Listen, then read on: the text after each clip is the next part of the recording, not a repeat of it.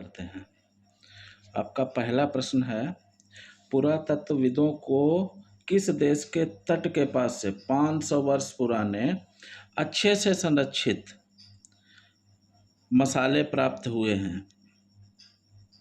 आपके ऑप्शन हैं Italy, Sweden, Britain या कंबोडिया। तो इसका सही जो उत्तर है वो है स्वीडन। स्वीडन इसका सही उत्तर है। जी हाँ, पुरातत्वविदों को स्वीडन के बाल्टिक तट के पास एक जगह है, बाल्टिक तट, बाल्टिक, उस बाल्टिक तट के पास 500 वर्ष पुराने जो है मसाले मिले हैं, जिनमें केसर, काली मिर्च और अदरक शामिल हैं। ठीक है, तो ज़रा उस पर ध्यान देते हैं। एक ब्रेंडन फोले हैं, एक पुरातत्वविद ब्रेंडन फोले, जिनके नेतृत्व में खुदाई के दौरान नाव की गाद में ये मसाले मिले हैं। इन मसालों में केसर, काली मिर्च और अदरक मुख्य हैं। ऐसा माना जाता है कि एक जहाज था ग्रिबसंड, ग्रिबसंड ये भी कई बार पूछ देता है, ग्रिबसंड, जो ग्रिबसंड जहाज था उसका जो स्वामित्व था 2 लोगों के पास था। एक रहे हैं ग्रिबसंड के, जो ग्रिबसंड का स्वामित्व जो है 2 लोगों के पास था बेसिकली। वो थे, एक थे डेनमार्क और नॉर्वे के राजा हंस जो थे उनके पास था, और जो आग लगने के कारण डूब गया था। लेकिन 1960 के दशक में गोताखोरों ने इसे खोजा था और उसी पर पुरातत्वविद लगातार शोध कर रहे थे।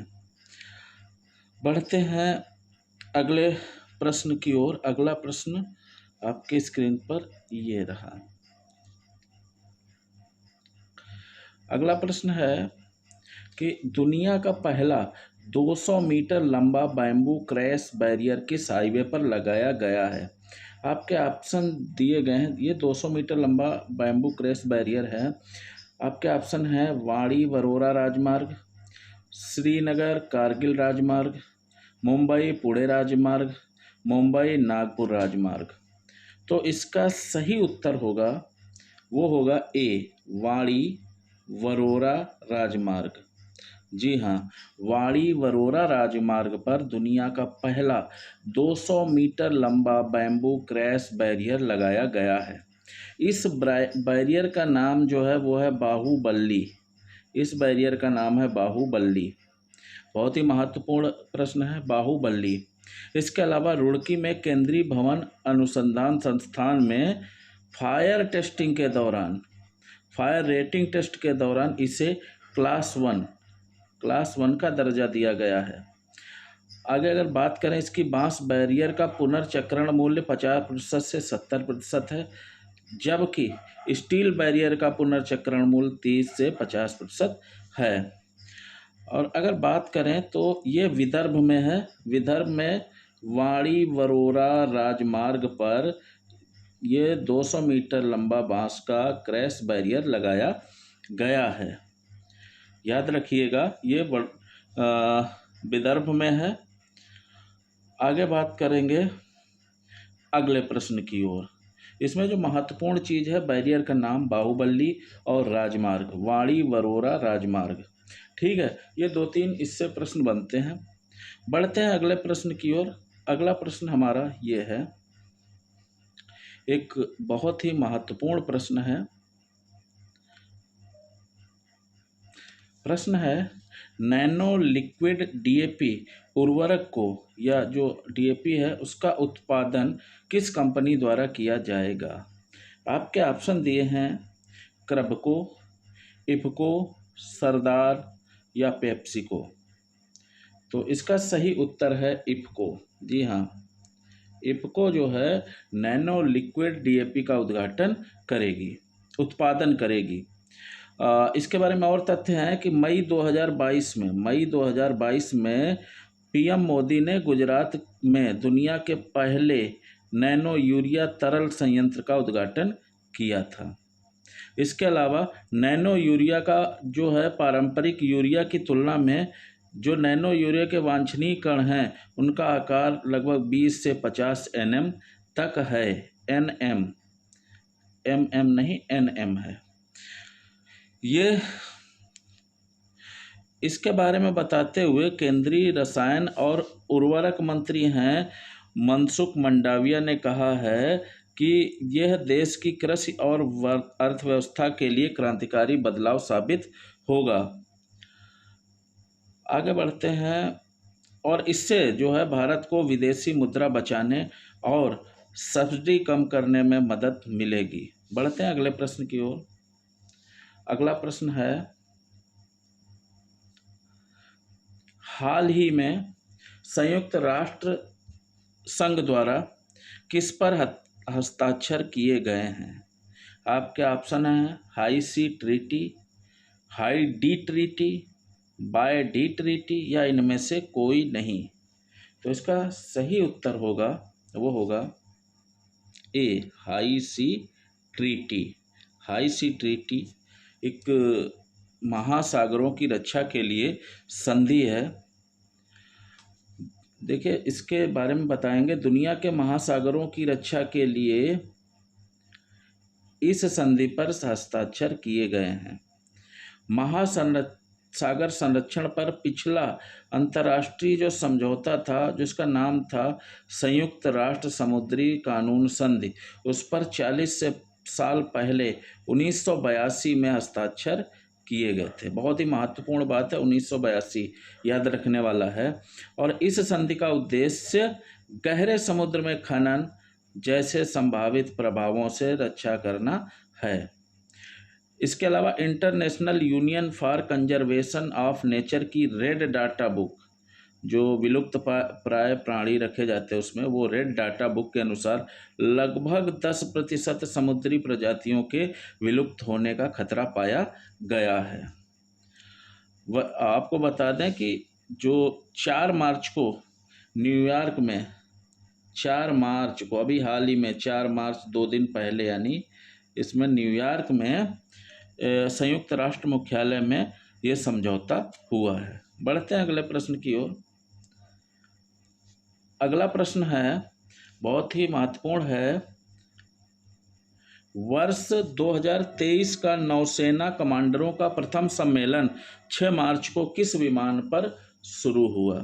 आपके ऑप्शन हैं INS विक्रांत, इसके अलावा IAC विक्रांत, या INS विक्रमादित्य, या INS विराट। तो इसका जो सही उत्तर होगा वो होगा ए, INS विक्रांत। जी हाँ, वर्ष 2023 का नौसेना कमांडरों का प्रथम सम्मेलन 6 मार्च को INS विक्रांत पर शुरू हुआ।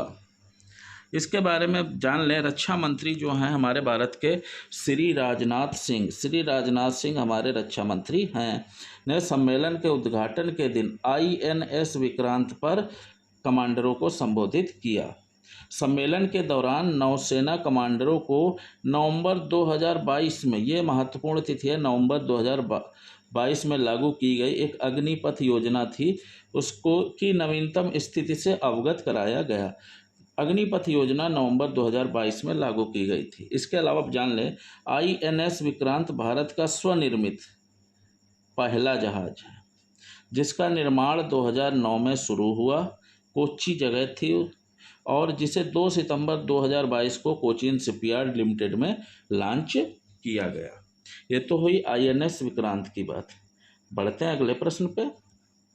अगला प्रश्न है, अंतर्राष्ट्रीय निरस्त्रीकरण और अप्रसार जागरूकता दिवस हाल ही में कब मनाया गया? आपके ऑप्शन है 3 मार्च, 6 मार्च, 5 मार्च या 4 मार्च। तो इसका जो सही उत्तर है वो है 5 मार्च। जी हाँ, 5 मार्च को अंतर्राष्ट्रीय निरस्त्रीकरण और अप्रसार जागरूकता दिवस मनाया गया।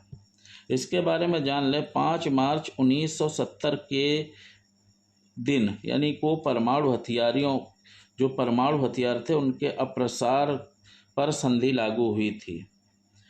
2021 में वैश्विक सैन्य खर्च $2.1 ट्रिलियन तक पहुंच गया है। पूरे विश्व में जो खर्चा है वो 2.1 ट्रिलियन डॉलर जो रक्षा पर खर्च हो रहा है। इसके अलावा 7 दिसंबर 2022 को संयुक्त राष्ट्र महासभा ने सर्वसम्मति से निरस्त्रीकरण और अप्रसार जागरूकता के लिए अंतर्राष्ट्रीय दिवस घोषित करने के लिए प्रस्ताव को अपनाया। और ये जो प्रस्ताव दिया था, इस प्रस्ताव का सुझाव दिया था वो था किर्गिस्तान। याद रखेंगे, किर्गिस्तान ने ये सुझाव दिया था। एक देश है किर्गिस्तान, उसने ये सुझाव दिया था कि भाई हमें जो है एक ऐसा दिवस मनाना चाहिए। बढ़ते हैं अगले प्रश्न की ओर, जो कि बेहद ही महत्वपूर्ण लग रहा है। हाँ, महत्वपूर्ण है बहुत ही, कि 6 मार्च 2023 को केंद्रीय मंत्री हरदीप सिंह पुरी द्वारा किस शहर में हाइड्रोजन आधारित उन्नत ईंधन सेल इलेक्ट्रिक वाहन FCEV लॉन्च किया गया? आपके ऑप्शन हैं कोलकाता, मुंबई, बंगलौर या नई दिल्ली। तो इसका जो सही उत्तर है वो है नई दिल्ली। डी, नई दिल्ली सही उत्तर है। नई दिल्ली में 6 मार्च 2023 को केंद्रीय मंत्री हरदीप सिंह ने हाइड्रोजन आधारित उन्नत ईंधन सेल इलेक्ट्रिक वाहन FCEV लॉन्च किया। इसके बारे में जो अधिक जानेंगे वो है कि ये जो है, इससे FCEV का शुभारंभ जो हुआ है वो स्वच्छ ऊर्जा और निम्न कार्बन मार्गों के प्रति अपनी प्रतिबद्धता के तहत जो है इसको शुरू किया गया है। यह परियोजना उस परियोजना के समान ही है जो गुजरात के केवड़िया में शुरू हुई थी। बढ़ते हैं अगले प्रश्न की ओर। अगला प्रश्न है हमारा, किस राज्य ने हाल ही में 54 वर्षों के पश्चात संतोष ट्रॉफी जीती है? आपके ऑप्शन हैं कर्नाटक, 54 वर्ष बाद संतोष ट्रॉफी जीती है। ऑप्शन है कर्नाटक, मेघालय, केरल या पश्चिम बंगाल। तो इसका जो सही उत्तर होगा वो होगा कर्नाटक। जी हाँ, कर्नाटक ने 54 वर्षों के बाद फाइनल में उसने हराया है मेघालय को, और 3-2 के अंतर से हराया है। 3-2 के अंतर से हराया है और मेघालय को 3-2 के अंतर से हराकर संतोष ट्रॉफी जीती है कर्नाटक ने। संतोष ट्रॉफी के बारे में जान लेते हैं। यह एक राज्य स्तरीय राष्ट्रीय फुटबॉल प्रतियोगिता है। यह अखिल भारतीय फुटबॉल महासंघ के तहत सरकारी संस्थानों और राज्य संघ द्वारा खेला जाता है। इसके अलावा जो अभी हाल ही में 2022-23 का संतोष ट्रॉफी जो हुआ है वो संतोष ट्रॉफी का 76वां संस्करण है। इसके अलावा और बात करें तो ये जो है इसके जो फाइनल और सेमीफाइनल हैं वो जो है उपमहाद्वीप के बाहर खेले गए हैं। इन्हें सऊदी अरब की राजधानी रियाद में खेला गया। रियाद में खेले गए इसके जो फाइनल और सेमीफाइनल हैं उन्हें फाइनल को रियाद में खेला गया। चलिए बढ़ते हैं अगले प्रश्न की ओर। एक महत्वपूर्ण प्रश्न है, कह रहा है कि हाल ही में बीकानेर राजस्थान में है। तो कह रहा है हाल ही में बीकानेर में ICAR राष्ट्रीय अनुसंधान केंद्र में ऊंट उत्पाद प्रसंस्करण उपयोगिता और प्रशिक्षण विंग का उद्घाटन किसने किया? सॉरी, यहाँ पे किया तो है, आगे इसमें लगेगा किसने किया। आपके ऑप्शन हैं श्री परसोत्तम रुपाला, श्रीमती स्मृति ईरानी, श्री नरेंद्र मोदी या श्री अशोक गहलोत। तो इसका जो सही उत्तर होगा वो होगा ए, श्री परसोत्तम रुपाला। ये केंद्रीय मंत्री हैं और इन्होंने जो है बीकानेर में ICAR राष्ट्रीय अनुसंधान केंद्र में ऊंट उत्पाद प्रसंस्करण उपयोगिता और प्रशिक्षण विंग का उद्घाटन किया। बात करें अगर तो आगे ICAR राष्ट्रीय ऊंट अनुसंधान केंद्र जो है भारतीय कृषि अनुसंधान परिषद का प्रमुख अनुसंधान केंद्र है। यह जो है कृषि और किसान कल्याण मंत्रालय भारत सरकार के अधीन एक स्वायत्त संगठन है। इसके अलावा बात करें तो 1984 में भारत सरकार ने, सन 1984 है, भारत सरकार ने भारतीय कृषि अनुसंधान परिषद के तत्वाधान में बीकानेर में ऊँट पर एक परियोजना निदेशालय की स्थापना की थी। इसके अलावा अगर बात करें तो इसे 20 सितंबर 1995 को ऊँट पर राष्ट्रीय अनुसंधान केंद्र NRCC में अपग्रेड कर दिया गया। NRCC में अपग्रेड किया गया। यह ऊँट के प्रजनन और स्वास्थ्य और ऊँट के दूध के उपयोग पर केंद्रित है। बढ़ते हैं अगले प्रश्न की ओर। अगला प्रश्न महत्वपूर्ण प्रश्न है। चुनावी लोकतंत्र सूचकांक 2023 में भारत किस स्थान पर है? आपके ऑप्शन हैं 104वां, 109वां, 101वां या 108वां। तो इसका जो सही उत्तर है वो 108वां।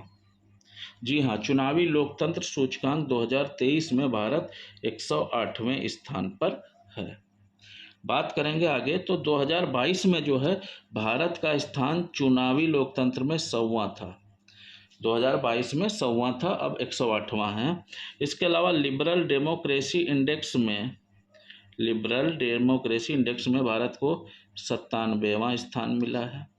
भारत को LDAI सूचकांक के 50% निचले पायदान पर रखा गया है।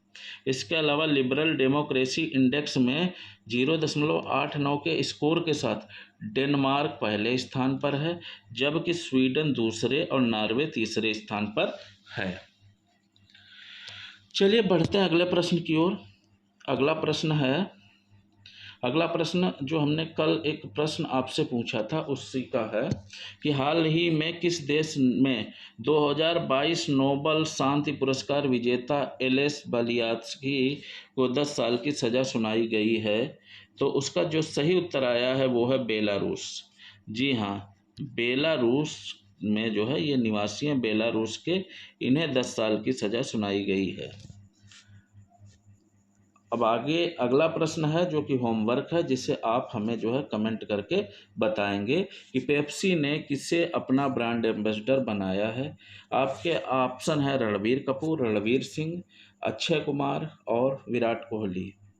दोस्तों, इसी के साथ आज का ये वीडियो समाप्त होता है। अगर आपको ये वीडियो पसंद आया तो हमारे चैनल को लाइक और सब्सक्राइब करना न भूलें। धन्यवाद दोस्तों।